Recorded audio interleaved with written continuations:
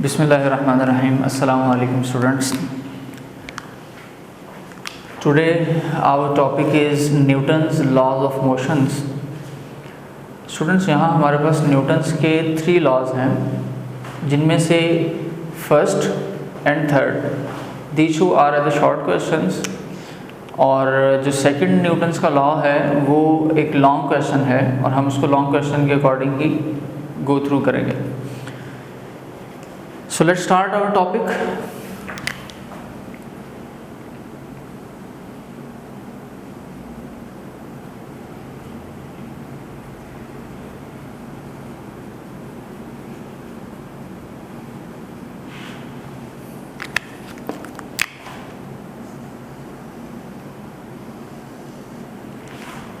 Students, हमारा आज का जो फर्स्ट टॉपिक है ये होगा Newton's first law of motion.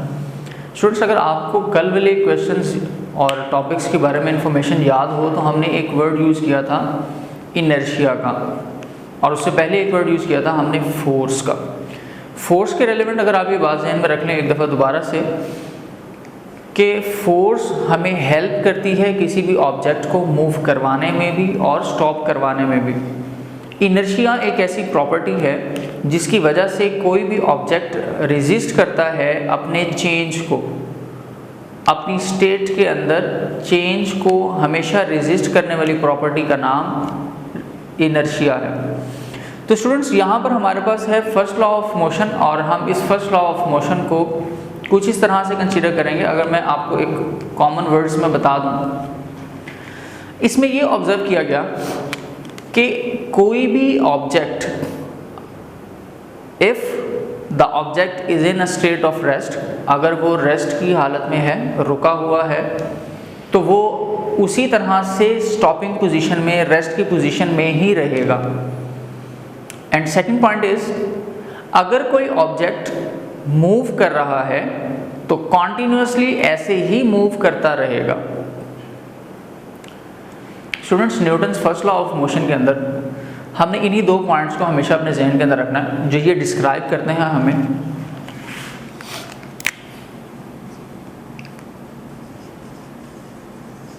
Body at rest and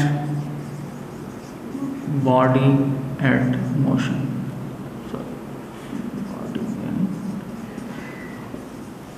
motion. Students, in 2 points को हम अपने जहन के अंदर रखेंगे, और ये हमारे पास ये body at rest and body in motion. इसमें हमारे साथ फर्दर 2 कंडीशंस आ जाती हैं.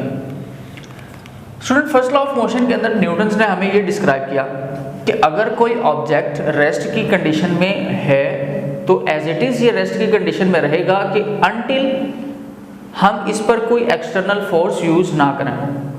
And same as if a body is in a state of motion, it remains continuously in a state of motion until the no external force acts on it. तो तब तक ये object रुकेगा नहीं जब तक कि हम खुद से फोर्स लगाकर इसको रोकने की कोशिश नहीं करेंगे. So this is a very simple Newton's first law of motion. यहाँ इस न्यूटन्स के फर्स्ट लॉ ऑफ मोशन की हमने डेफिनेशन याद रखनी है, और 2 टर्म्स हैं ऐसी और जो हमने इसके साथ याद रखनी है, जिसमें फर्स्ट पॉइंट हमारे पास स्टूडेंट्स ये आएगा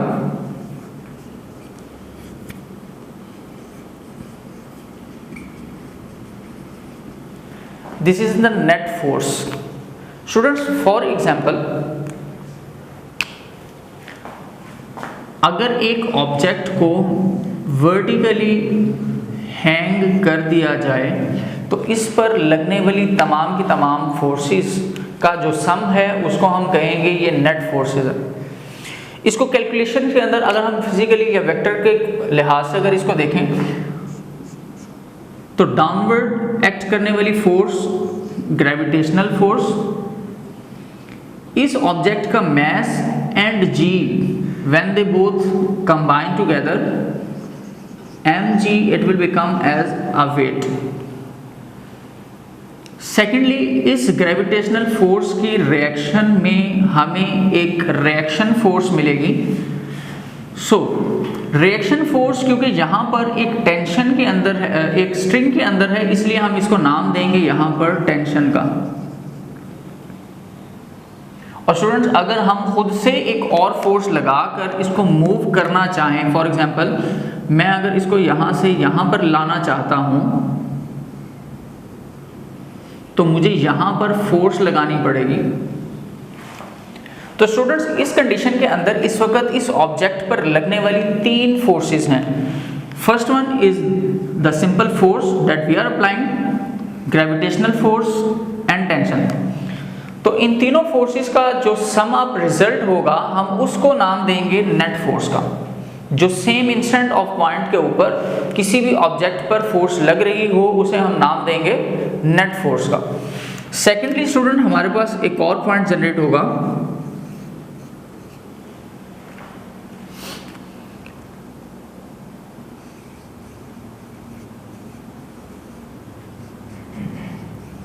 लॉ ऑफ इनर्शिया।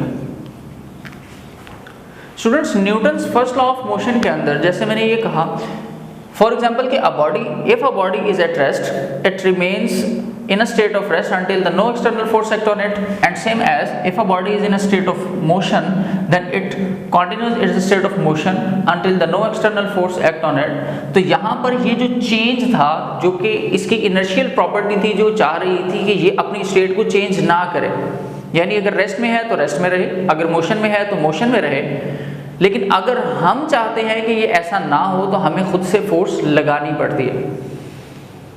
जैसे इस एग्जाम्पल में भी आप देख सकते हैं, फॉर एग्जाम्पल अगर इस मैस के ऊपर ये फोर्स ना लगे तो ये ऑब्जेक्ट एज इट इज़ यहीं पर रेस्ट की पोजीशन में रहेगा। लेकिन अगर आपने इस पर फोर्स अप्लाई कर दी, अब ये ऑब्जेक्ट कॉन्टिन्यूसली अपनी वाइब्रेटरी मोशन के अंदर आ जाएगा और तब तक वाइब्रेटरी मोशन में रहेगा जब तक कि एक्सटर्नल फोर्स, चाहे वो हम लगाएं चाहे वो ग्रेविटेशनल हो, जिसकी वजह से ये रुक जाए। तो ये रेजिस्टेंस इसके अंदर आती है, ये इनर्शियल प्रॉपर्टी इस ऑब्जेक्ट के अंदर आती है। तो इसी इनर्शियल प्रॉपर्टी की वजह से हम एक लॉ ऑफ इनर्शिया जनरेट करते हैं और वो लॉ ऑफ इनर्शिया हमारे पास न्यूटन्स का फर्स्ट लॉ ही है। So it's means that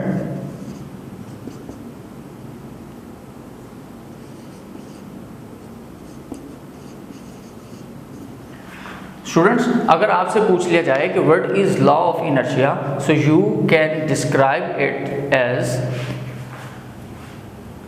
due to inertial property of object Newton's first law of motion is also called law of inertia. और अगर आप डेफिनेशन डिस्क्राइब करना चाहेंगे Newton's first law of motion की, so we can describe it as if a body is in a state of rest, it continuously in a state of rest, and if a body is in a state of motion, it continues its state of motion until the no external force acts on it। सो हमें इन Newton's के first law of motion में 3 बातों को याद रखना है, जिसमें सबसे पहले फर्स्ट लॉ ऑफ मोशन की डेफिनेशन, नेट फोर्स की definition and law of inertia की डेफिनेशन। तो स्टूडेंट्स चलते हैं हम अपने न्यूटन्स के सेकंड लॉ की तरफ, जो एक लॉन्ग क्वेश्चन है और हम उसको उस लॉन्ग क्वेश्चन के लिहाज से ही कंप्लीट करेंगे। स्टूडेंट्स यहाँ पर है हमारे पास न्यूटन्स का सेकंड लॉ ऑफ मोशन, ये एक लॉन्ग क्वेश्चन है और इस लॉन्ग क्वेश्चन में सबसे पहले हमारे पास जो न्यूटन्स का फर्स्ट लॉ है वही हमें हेल्प करता है इसको कंटिन्यूस करने में।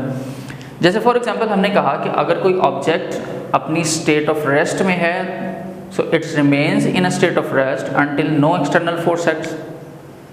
सो अगर कोई ऑब्जेक्ट अपनी स्टेट ऑफ रेस्ट में था, हम चाहते थे कि उसको मूव करवाएं। फॉर एग्जांपल हम इसकी एग्जांपल को भी यहाँ डिस्कस करते हैं। Let's C,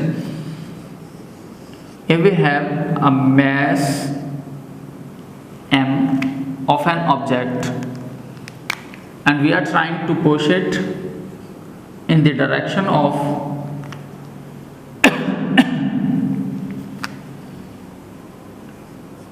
point A,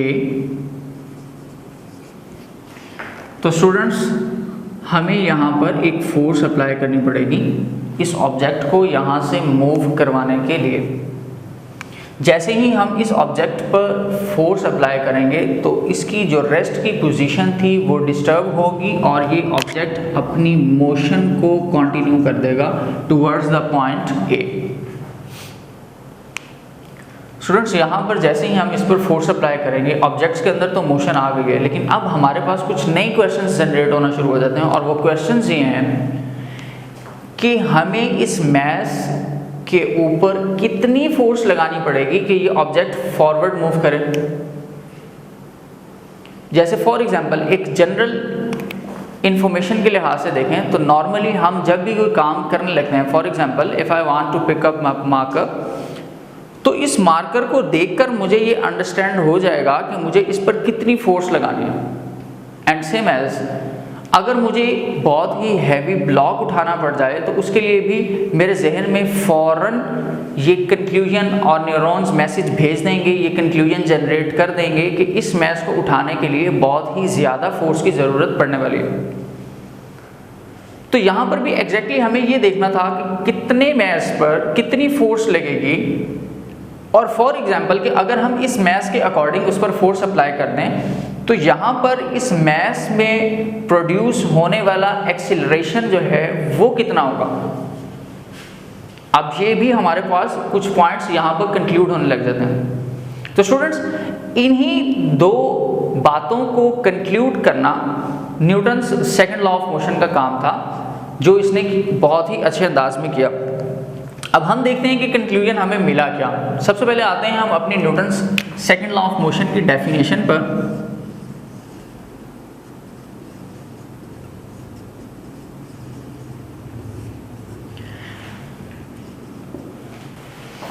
students यहाँ पर इस Newton second law of motion की डेफिनेशन को डिफाइन करने के लिए मैं हेल्प लूँगा अपने फॉर्मूला की। और जैसे कि मैंने पहले भी आपसे कहा था कि फिजिक्स के अंदर आप अपनी डेफिनेशंस को, यूनिट्स को और फार्मूलाज को बहुत अच्छे तरीके से अंडरस्टैंड कर सकते हैं। यानी अगर आप अपनी फिजिक्स को याद करना चाहते हैं तो फार्मूलाज को याद करना शुरू कर दें, क्योंकि फार्मूले की मदद से आपको डेफिनेशन भी याद हो जाएगी, उसका यूनिट भी याद हो जाएगा।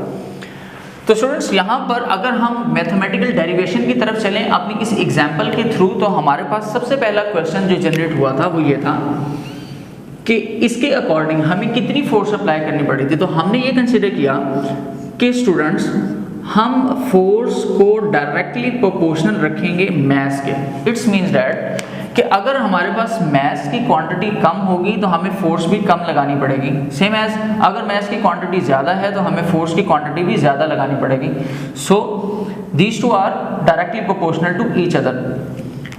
The increase in the first quantity also increase the second quantity. So students यहाँ पर एक पॉइंट हमारे पास ये जनरेट हो गया। सेम एज हम लोग चलते हैं अपने सेकंड पॉइंट की तरफ। सेकंड पॉइंट स्टूडेंट्स ये था कि जब हम किसी ऑब्जेक्ट पर फोर्स अप्लाई करते हैं जिसका मैस m होगा तो उसमें एक एक्सीलरेशन प्रोड्यूस होगा इस डायरेक्शन में। अब स्टूडेंट्स एक्सीलरेशन का रिलेशन भी हमने देखना है अपने मैस और फोर्स के साथ। स्टूडेंट्स यहां पर हम सबसे पहले क्या करेंगे, हम ये कंसीडर करेंगे कि हमारे पास जितनी ज़्यादा फोर्स लगाएंगे किसी ऑब्जेक्ट को मूव करवाने के लिए उसमें एक्सीलरेशन या स्पीड भी उतनी ही ज़्यादा होगी। सेम एज अगर आप फोर्स कम अप्लाई करेंगे तो आपका एक्सीलरेशन भी कम होगा।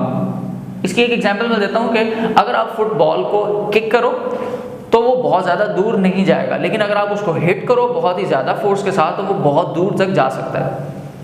सो ये एक डायरेक्ट रिलेशन था और इस डायरेक्ट रिलेशन को हम पॉइंट आउट करते हैं as a point number 2।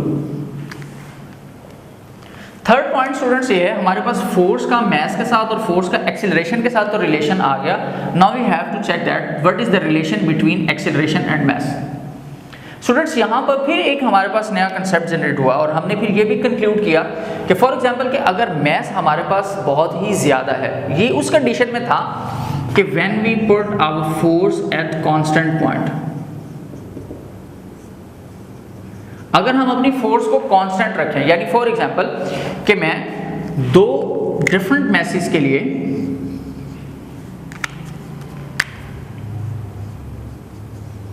Force की क्वांटिटी 10 न्यूटन रख लूं। लेट्स सी कि मैं यहां पर 10 न्यूटन फोर्स अप्लाई कर रहा हूं और यहां पर भी 10 न्यूटन फोर्स अप्लाई कर रहा हूं, लेकिन इसका मैस स्मॉल है, इसका मैस ग्रेटर है, तो यहाँ पर जो इसके अंदर एक्सीलरेशन प्रोड्यूस होगा वो क्या होगा। स्टूडेंट्स अगर मैं 10 न्यूटन की फोर्स स्मॉल ऑब्जेक्ट पर लगाऊंगा तो ये ऑब्जेक्ट बहुत ही ज़्यादा स्पीड से मूव करेगा, लेकिन अगर इस हैवी मैस पर मैं वही सेम 10 न्यूटन की फोर्स अप्लाई करूं तो ये मैस हमारा बहुत ज़्यादा दूर तक नहीं जा सकता।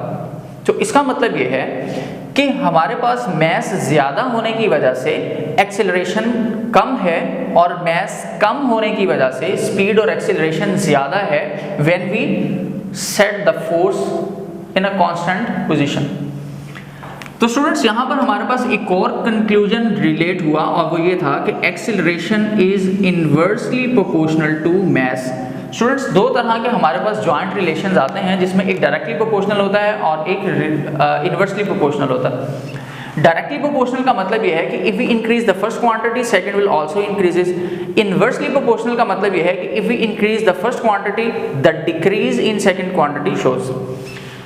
सो यहाँ पर अगर आप एक्सीलरेशन को चाहते हैं कि ये ज़्यादा हो तो मैस कम करेंगे, अगर आप चाहते हैं कि एक्सीलरेशन कम रहे तो आपको मैस का वजन यानी मैस बढ़ाना पड़ेगा। तो स्टूडेंट्स ये हमारे पास आ गया थर्ड पॉइंट। स्टूडेंट्स यहाँ पर हम अपने इन 3 पॉइंट्स को कंक्लूड करने लगे हैं और इनको सम अप करके अपनी एक फाइनल इक्वेशन ड्रॉ करेंगे और फाइनल इक्वेशन स्टूडेंट्स हमारे पास इन तीनों को कंबाइन करने से कुछ यूं बनती है। अगर हम फर्स्ट 2 को कंबाइन करें so we get the value as, हम यहाँ लिख लेते हैं बाय कंबाइनिंग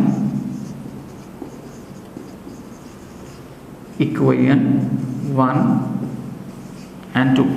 जब हम अपनी इक्वेशन नंबर 1 and 2 को कंबाइन करेंगे तो स्टूडेंट्स हमें एक रिलेशन मिलता है and that is f is directly proportional to ma। Students f is equal to ma में हमारे पास अभी भी डायरेक्टली प्रोपोर्शनल का साइन आ रहा है और हम इसको इक्वलिटी के साथ बैलेंस करना चाहते हैं। तो अगर हम इसको इक्वलिटी के साथ बैलेंस करना चाहते हैं तो स्टूडेंट्स उसके लिए हमें कुछ यूं करना पड़ेगा, इस प्रोपोर्शनैलिटी के साइन को ख़त्म करने के लिए हमें प्रोपोर्शनैलिटी कांस्टेंट यूज़ करना पड़ेगा और हम यहाँ पर प्रोपोर्शनैलिटी कांस्टेंट यूज़ करेंगे k। Students, if we place the k instead of the directly proportional sign, so we get the value as f is equal to kma। k हमारे पास यहाँ पर स्टूडेंट्स एक प्रोपोर्शनैलिटी कांस्टेंट है और हम इस proportionality constant की कॉमनली वैल्यू भी कंसीडर करते हैं विच इज इक्वल टू 1। सो if we place the value, if we substitute the value of k in a given formula, we finally get the answer as f is equal to ma, and this is our final formula and final conclusion for the Newton's second law of motion, which describe the definition of Newton's second law of motion as. Now how could we define the Newton's second law of motion with the help of this formula? Now let's see.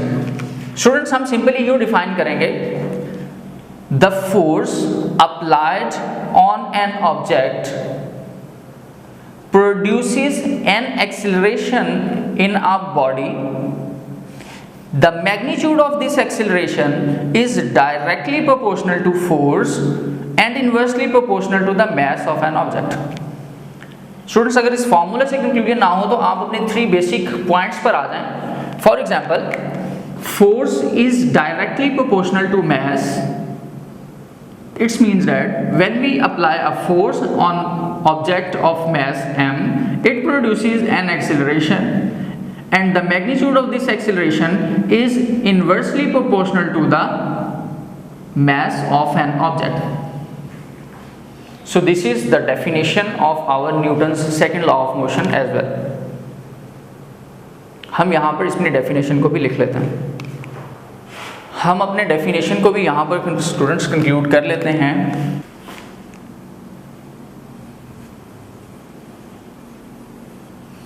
When we apply a force on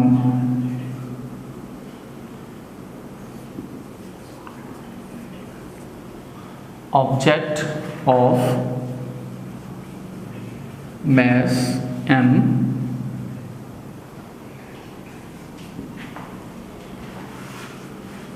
it produces an acceleration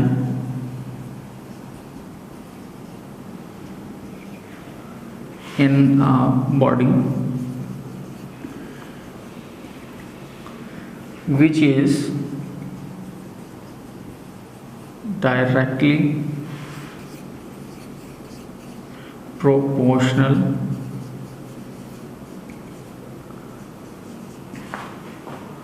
to the force and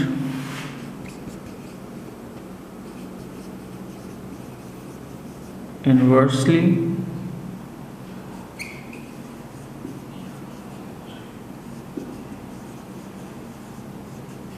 proportional to the mass of an object, and still the formula is F is equal to ma.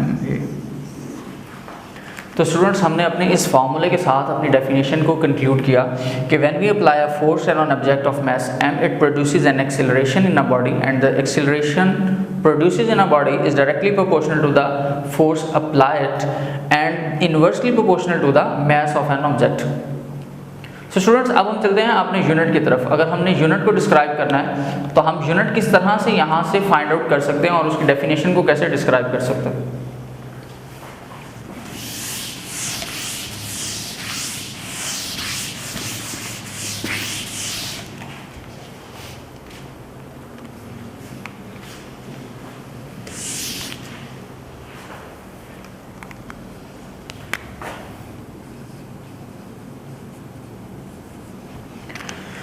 Students unit को find out करने के लिए हमें सबसे पहले formula चाहिए, और फार्मूले के साथ हमें अपने कुछ बेसिक यूनिट्स को, जिनमें से बेस यूनिट्स और ड्राइव यूनिट्स जो हमने चैप्टर नंबर 1 में पढ़े थे, हमें कुछ वो भी याद रखने पड़ेंगे।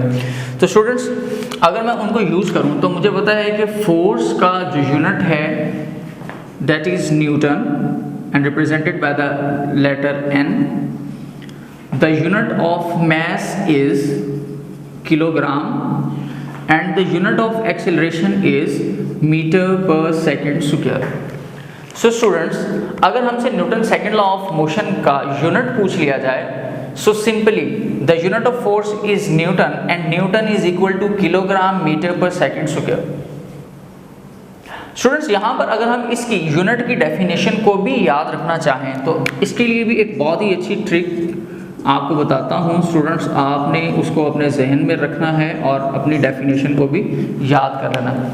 स्टूडेंट्स लॉजिक ये है, हम अपनी Newton second law of motion की डेफिनेशन को ही यूज करेंगे, but we add some units in their places as when we apply a force of 1 newton on object of mass. Students यहाँ पर अपनी डेफिनेशन को डिस्क्राइब करने के लिए हम लोग हर यूनिट के साथ एक सिंगल लेटर का डिजिट 1 भी ऐड करेंगे ताकि हम अपनी यूनिट की डेफिनेशन को अच्छे तरीके से डिस्क्राइब कर सकें। और अब अपने Newton second law of motion की डेफिनेशन को ही यूज़ करेंगे, लेकिन उन डेफिनेशंस के अंदर आपकी प्रॉपर जो टर्म्स थी उनके साथ उनकी यूनिट्स को भी ऐड करेंगे। और हम यहाँ पर इसको कुछ इस तरह से डिस्क्राइब कर सकते हैं students, the force applied, the force of 1 Newton। Students इस तरह से भी हम इसे डिस्क्राइब कर सकते हैं, when we apply a force of, तो स्टूडेंट्स यहाँ से हमारे पास इसकी डेफिनेशन कुछ यूँ बनती है, when we apply a force of 1 Newton on the object of mass 1 kilogram, the acceleration produces in a body is 1 meter per second square. So this is simply as the definition of the unit of Newton's second law of motion and as well as the definition of Newton। यही definition हम Newton के लिए भी describe कर सकते हैं, यही definition हम unit of Newton second law of motion के लिए भी डिस्क्राइब कर सकते हैं। सो उम्मीद है कि आपको ये वाला टॉपिक भी आज का समझ आ गया होगा। Let's move toward the third point and which is the Newton's third. So students अब हमारे पास अवेलेबल है न्यूटन्स का थर्ड लॉ ऑफ मोशन और हमने अब इसको भी डिस्कस करना है। स्टूडेंट्स न्यूटन्स के थर्ड लॉ ऑफ मोशन के अंदर न्यूटन को एक और कंसेप्ट जनरेट हुआ उस वक्त जब स्टूडेंट्स उसने ये 2-3 एग्जाम्पल्स को ऑब्जर्व किया, जिसमें से एक कॉमन एग्जाम्पल ये थी कि when we fired a bullet from the gun तो इट रिकॉइल्स। जैसे ही हम बुलेट को फायर आउट करते हैं तो बुलेट तो बहुत ही ज़्यादा स्पीड से फॉरवर्ड मूव कर जाता है, लेकिन उसका एक रिएक्शन हमें हमारे शोल्डर पर फील होगा। सेम एज स्टूडेंट्स ही फील्स दैट कि when we lie a book on a table how can it set on the table. जैसे ही हम किसी बुक को एक टेबल पर रखते हैं तो ये वहाँ पर स्टिल कैसे रहती है, जबकि ग्रेविटेशनल फोर्स इसको नीचे की तरफ खींच रही है और ये बुक जो है वो टेबल को क्रॉस करके नीचे ज़मीन की तरफ ग्रेविटेशनल फोर्स की तरफ क्यों नहीं चली जाती। सेम एज सूरज ने ज़मीन को अपनी तरफ ग्रेविटेशनल फोर्स के साथ खींचा है, अट्रैक्ट कर रही है। सेम एज हमारी अर्थ जो है वो अपनी ग्रेविटेशनल फोर्स के साथ मून को अपनी तरफ अट्रैक्ट कर रहा है। और ये तमाम चीज़ें भी आपस में स्टेबल कैसे हैं, जबकि सारी फोर्सेस एक दूसरे को अपनी तरफ खींच रही हैं। फिर हमारे पास एक और क्वेश्चन भी यहाँ पर जनरेट होता है कि अगर हम बैलून के अंदर एयर फिल करें और उसी के साथ हम उसका माउथ ओपन किए बगैर उस बैलून को ओपनली छोड़ दें, तो बैलून जो है स्टूडेंट्स वो भी रैंडमली मूव करेगा।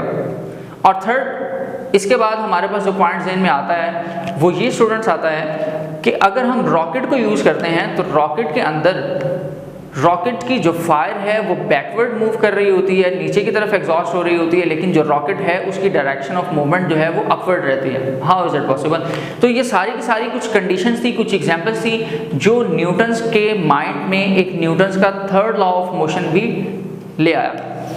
And what it is said, Newton's third law of motion said that simply every action in this universe have equal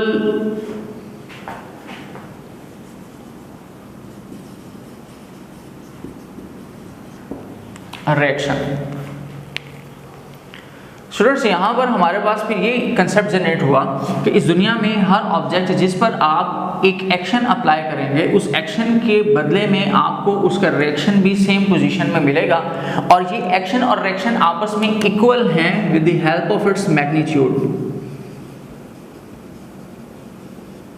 लेकिन एक चीज़ इनको आपस में मुख्तलिफ भी रखती है, जैसे कि फॉर एग्जाम्पल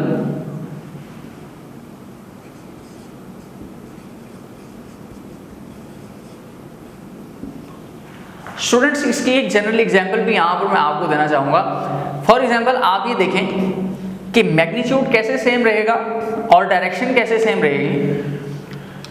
अगर आप अपनी रियल लाइफ के अंदर स्टूडेंट्स आप अपने कभी किसी फ्रेंड को एक स्लैप करें, थप्पड़ मारें, तो रिएक्शन में वो भी आपको एज इट इज़ ही थप्पड़ मारने की कोशिश करेगा। सो जैसे आपने एक एक्शन अप्लाई किया, सेम वो भी आपको रिएक्शन देने की जो है वो कोशिश करेगा। लेकिन इसमें एक चीज़ ऑपोजिट ये थी कि आपकी स्लैप की डायरेक्शन टुवर्ड्स हिमसेल्फ थी और उसके स्लैप की डायरेक्शन जो है वो आपकी तरफ होगी। It's means both the directions are opposite to each other. So same as अगर हम रॉकेट की एग्जांपल को भी यहाँ पर स्टूडेंट्स डिस्कस करें, तो रॉकेट में हमारे पास जो फायर एग्जॉस्शन थी वो डाउनवर्ड थी और रॉकेट की जो मूवमेंट थी वो अपवर्ड थी। सो ये रिएक्शन और एक्शन आपस में बैलेंस हो जाते हैं। इसी वजह से हमारी दुनिया के अंदर जो ऑब्जेक्ट्स हैं वो स्टेबल हैं। स्टूडेंट्स आप इस चीज़ को भी ध्यान में रखिएगा कि ये एक्शन और रिएक्शन का बैलेंस ही है जो अल्लाह ताला ने क्रिएट किया, जिसकी वजह से हम अपनी ज़मीन पर स्टेबली खड़े रह सकते हैं। और इसी तरह हमारी जो बुक्स हैं वो भी टेबल पर मौजूद रहती हैं। अगर ये सारे के सारे एक्शन और रिएक्शंस ना हो तो फिर हम लोग अपनी स्टेबिलिटी को मेंटेन नहीं रख सकेंगे। तो स्टूडेंट्स अब चलते हैं हम अपनी डेफिनेशन की तरफ, जो बहुत ही ज़्यादा सिंपल है। We can define the Newton's third law of motion as every action has equal reaction in magnitude but opposite in direction. So simply as. So उम्मीद है स्टूडेंट्स आपको आज के न्यूटन्स के 3 लॉज जो हैं वो बहुत ही अच्छे तरीके से समझ आ गए होंगे।